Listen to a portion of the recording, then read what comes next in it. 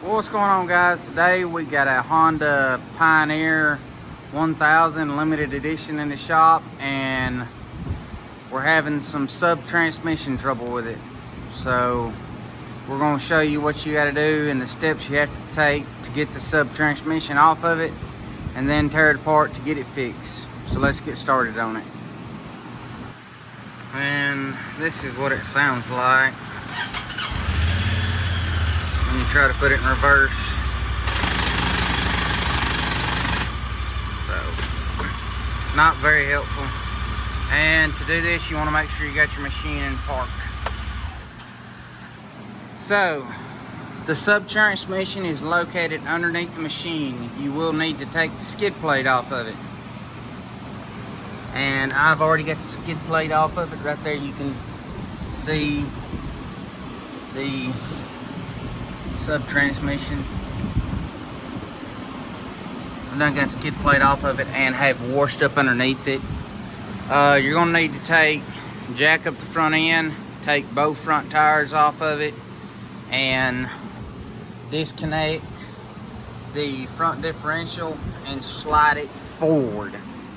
So we're going to take both front tires off of it and slide it forward. Alright guys, so we got both our front wheels off. We got our jack stands under it. You've got a bolt back here. It's going to be just below your steering rack, and you got a bolt right here in the front just below where you put your diff fluid in, and then you got a bolt right up just above where the vent hose is for the differential. We haven't got that one out, and we're fixing to pull that one. Now we got that last one out, and all of them are 14 millimeter. You'll need a ratchet or an impact with an extension and a wrench.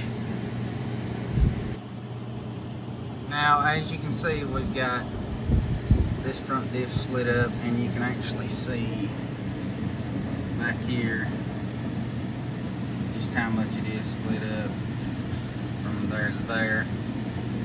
So now it's time to go up underneath it and disconnect the front drive shaft. Now, sliding up underneath it from the passenger side, this is going to be the front drive shaft. This is where it connects to the sub-transmission right here. And I don't know if I can do this in one hand.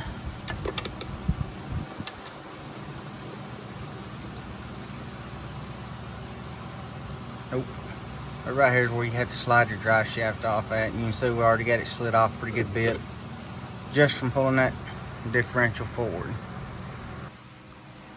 Alright, so we was able to get the drive shaft off, got it up out of the way for the most part, I do believe. Next thing we're going to do is go ahead and drain this sub-transmission, which is here on your driver's side. There's a drain plug. And one other thing you need to keep in mind is, like I was saying before earlier at the beginning of the video, you want to make sure that this machine is in park, and as you can see, it does have a dot here to line up with these slashes in this. That needs to go back just like it is. So if you're wanting to mark it with something else, or if you're satisfied with the mark that Honda put on it, you're more than welcome to go by that. But that has to line back up just like it come off in order for it to engage with the way it's marked up on your dash.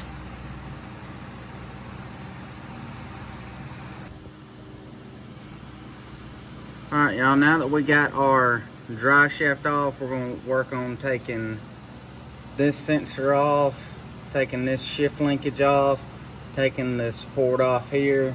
We've got a connection here we're going to take off. We've got a couple nuts up here and a couple bolts we got to take off. And then there's going to be a couple bolts around on this side. I don't know if y'all can see them. Once I get them all out and everything, I'm going to show y'all where they're located at before I pull this thing. so y'all will have a better idea of where they're at and where to look for them at, and I will describe that a lot better.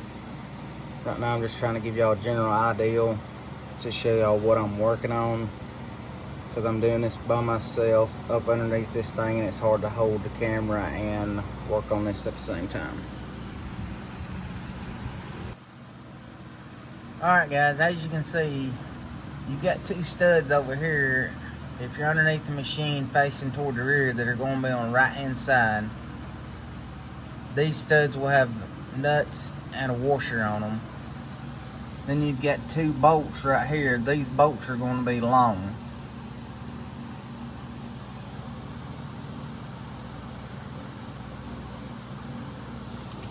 Just to kind of give you an idea.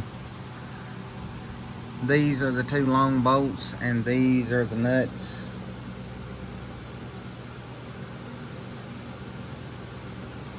Now over on the back side, you're going to have 3 bolts, and I do believe all these are 12s.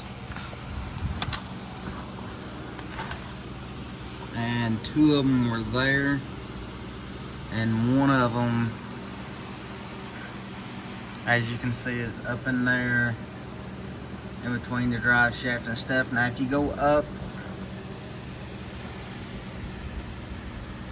and through this hole right here and reach over the top of the drive shaft, it's not hard to get to at all.